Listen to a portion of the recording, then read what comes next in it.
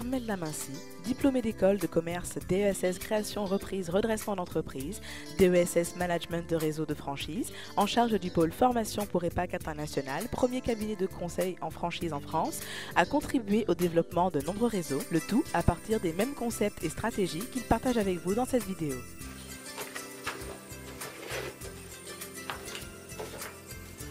Chers franchiseurs, bonjour et bienvenue dans cette nouvelle vidéo dans laquelle je souhaite aller avec vous un petit peu plus loin dans ces stratégies que vous pouvez implémenter si vous souhaitez, n'est-ce pas, maximiser le retour que vous allez tirer ou que vous êtes en droit d'espérer de votre participation au salon. Si vous avez vu la vidéo précédente, vous vous souvenez que qu'on a vu que l'erreur à ne pas faire, c'est d'éviter de consacrer 80% de ses ressources uniquement au stand, parce qu'en réalité ce fameux stand n'est une des pièces du processus qui consiste à raisonner en captation, en génération, pardon, autant pour moi, génération, captation et, n'est-ce pas, conversion de prospects. Voilà. Donc c'est ça le processus, et le stand ce n'est qu'une des étapes, ce n'est qu'un des outils que vous utilisez au niveau donc, de l'étape de captation. Donc l'erreur, et ce qu'on a vu, c'est que l'erreur que font beaucoup de franchiseurs qui participent au salon, c'est qu'ils négligent cette étape les étapes de génération et les étapes de conversion, et même dans ces étapes de captation, ils ne maximisent pas, ils investissent tout dans le stand. Alors en ce qui concerne la génération des prospects, c'est ce que je souhaite partager avec vous dans cette vidéo. En ce qui concerne la génération de prospects, en fait, quelle est la génération, la participation au salon de la franchise représente en réalité une formidable opportunité pour vous franchiseurs. C'est que elle vous permet de capitaliser sur un élément, un ingrédient fondamental de la vente en général et de la vente dans le monde de la franchise en particulier, qui est la crédibilité. La crédibilité, c'est un élément absolument déterminant lorsque vous devez vendre en général, et vous le savez, si ça vous arrive, si c'est vous qui êtes en charge du développement de votre concept, donc de la vente de votre concept au candidat, et dans la vente de la franchise, c'est particulièrement important. Et cette étape de génération, en fait, présente l'avantage qu'il vous permet de capitaliser sur la crédibilité de tout ce qui tourne autour du salon, autour de l'organisation du salon. Et tous ces éléments, c'est qui? C'est des organismes extrêmement crédibles, comme la Fédération française de la franchise.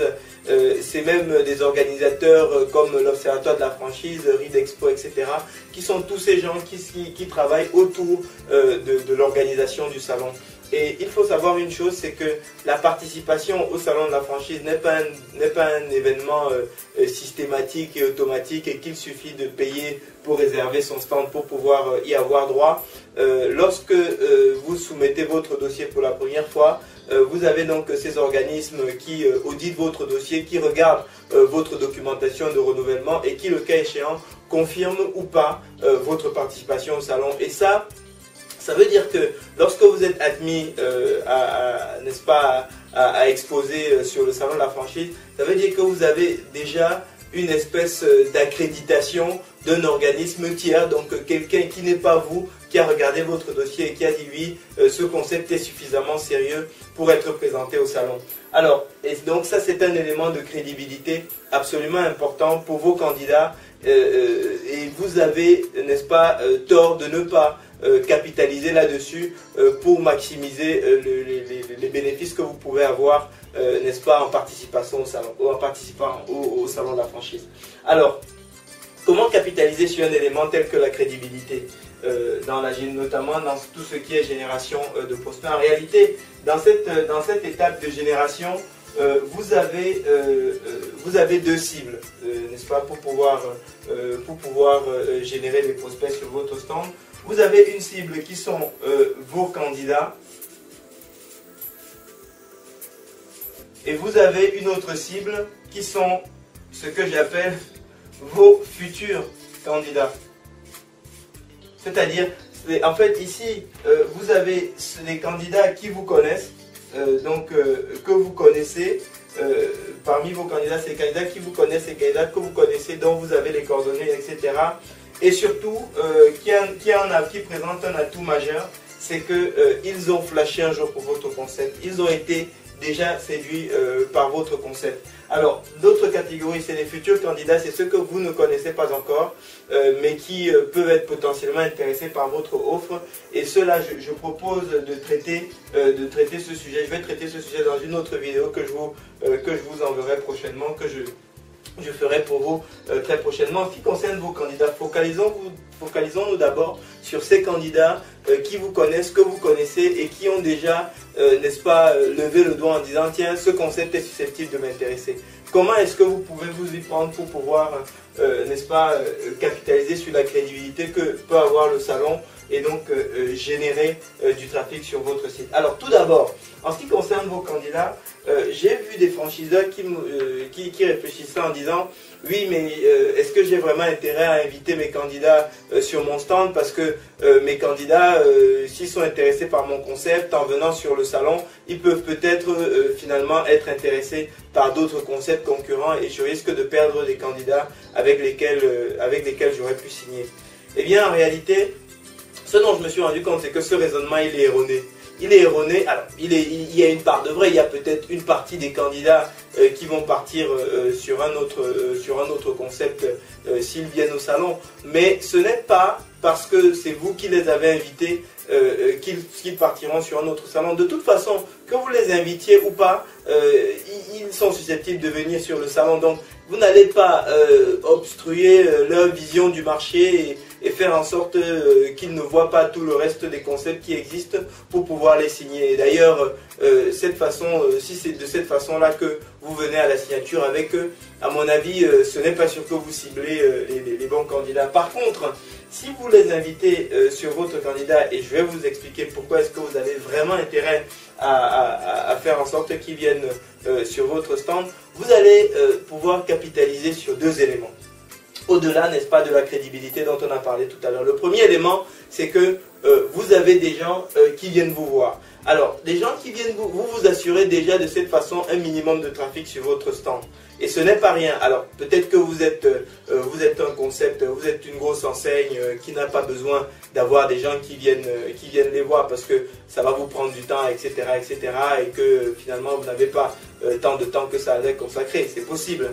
Mais si vous faites partie de la très grosse majorité des autres concepts qui démarrent ou une notoriété absolument phénoménale dans le monde de la franchise, alors vous avez intérêt à vous assurer ce minimum de trafic sur votre stand. Pourquoi? Parce que la première des choses, c'est que lorsque vous avez des gens qui sont sur votre stand, ça génère déjà un minimum, un début de trafic. C'est-à-dire que les gens, un principe psychologique fait qu'on fonctionne de la façon suivante. On va en priorité là où il y a déjà du monde. Regardez, si vous êtes en train de chercher un restaurant, vous êtes dans une ville que vous ne connaissez pas, vous sortez le soir de votre hôtel, vous descendez la rue principale et vous cherchez un restaurant. Si vous voyez à gauche un restaurant, il n'y a pas beaucoup de monde, et à droite un restaurant où il semblait y avoir de la file, naturellement vous avez tendance à vous diriger vers le restaurant où il y a déjà du monde qui attend. Donc, en invitant ces candidats qui vous connaissent, qui sont intéressés par votre concept, qui sont peut-être en pourparlers avec vous, en les invitant à venir vous rendre visite sur votre stand, vous assurez déjà ce premier minimum de trafic qui fait que vous allez déjà générer du trafic sur votre site, de la fréquentation sur votre site. Ensuite, ce sera libre à vous d'ajuster, n'est-ce pas, l'occupation et votre disponibilité par rapport aux autres prospects que vous aurez qui vont passer sur le salon. Ce sera libre à vous d'organiser la durée des rendez-vous que vous déterminez avec ces personnes, le moment auquel vous calez ces rendez-vous pour pouvoir optimiser, n'est-ce pas, votre agenda et la gestion du timing sur le salon. Mais déjà, le premier avantage, c'est celui-là, c'est que le fait d'inviter les candidats vous permet déjà de générer un début de trafic sur votre stand. Ça, c'est le premier avantage. Le deuxième avantage, c'est qu'il ne faut pas oublier, donc premier avantage, on va le noter, donc c'est minimum de trafic. D'accord. Deuxième avantage qu'il ne faut pas négliger non plus, c'est que un principe essentiel de la vente, alors un professionnel de la vente pour qui j'ai beaucoup de respect disait le fait de vendre en fait consiste tout simplement à être capable de maîtriser ses émotions, influencer les émotions de l'autre et l'amener à prendre une décision. Acheter ou pas acheter, mais en tout cas amener l'autre à prendre une décision. Et à ce sens, le salon de la franchise vous permet d'influencer les émotions de l'autre et de l'amener à prendre une décision. Pourquoi? Parce que j'ai l'habitude de dire que le principal élément contre lequel vous bataillez en réalité lorsque vous êtes en charge du développement, et nous, chez Franck Profi, on sait ce que ça représente parce qu'on fait ce travail pour un certain nombre de réseaux pour lesquels on traite facilement entre 200 et 400 candidats tous les mois. On se rend compte que en réalité, le véritable élément contre lequel on se bat, ce n'est pas les concepts concurrents, ce n'est pas nécessairement les autres alternatives que peut avoir le candidat à la franchise, comme par exemple reprendre un emploi ou autre, mais c'est surtout et essentiellement le non-choix. C'est-à-dire que le principal élément contre lequel se bat le développeur, le principal élément avec lequel vous êtes en opposition sur un candidat franchisé, c'est la non-décision en réalité. C'est le fait que ce dernier, finalement, reste dans une espèce de statu quo dans lequel il ne décide pas vraiment d'aller dans une direction ou dans l'autre.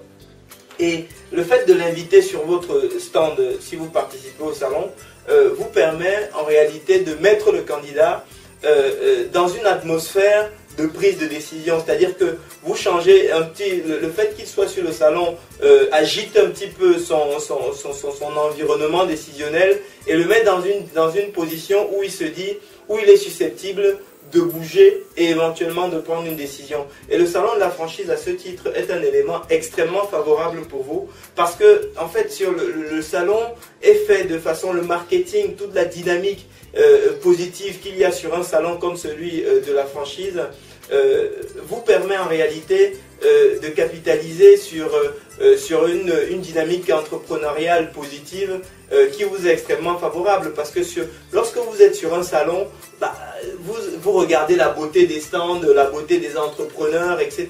Ça va, ça vient, ça monte, ça descend.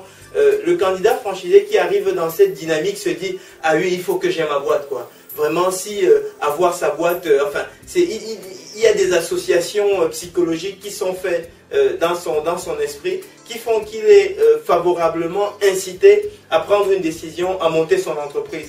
Et comme c'est avec vous qu'il a rendez-vous en priorité, vous avez donc un maximum de chances de le closer, un maximum de chances de le convertir en potentiel, en franchisé de votre réseau. Et puis, n'oubliez pas une chose, c'est que la décision d'achat, les êtres humains prennent leur décision d'achat en un instant et de façon sur des éléments psychologiques et irrationnels. Et c'est seulement dans un deuxième temps que l'être humain a tendance à chercher les éléments rationnels pour justifier sa décision, pour se justifier prioritairement à lui-même sa décision et donc ainsi continuer à renforcer la décision qu'il aura déjà prise à un niveau psychologique au préalable. Et donc le salon de la franchise à ce titre vous permet de capitaliser sur cette réalité pour pouvoir, n'est-ce pas, efficacement convaincre le candidat et maximiser vos chances, n'est-ce pas, de convaincre ce candidat et de le transformer en franchisé de votre réseau. Donc ça c'est la deuxième raison pour laquelle vous avez intérêt à, n'est-ce pas, à inviter le candidat. Donc c'est que ça maximise vos chances, n'est-ce pas, de conversion d'un candidat, de quelqu'un qui est déjà votre candidat franchisé, quelqu'un que vous connaissez déjà avant le salon. Ça maximise les chances que vous aurez de le convertir en franchisé de votre réseau. Alors, donc ça c'est les deux principales raisons pour lesquelles vous avez définitivement intérêt à inviter les candidats franchisés de votre réseau sur votre stand si vous participez à un salon professionnel comme le salon de la franchise.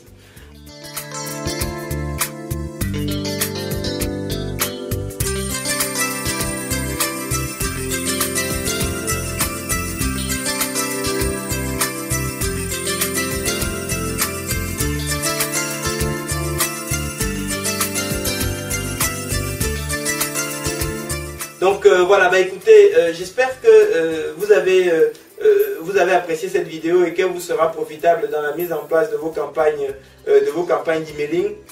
Et si par exemple c'est une campagne d'emailing voilà, pour permettre de recruter ou en tout cas d'inviter un maximum de candidats sur votre stand, sur un salon ou quelque chose, ou pour d'autres choses d'ailleurs, les mêmes stratégies s'appliquent.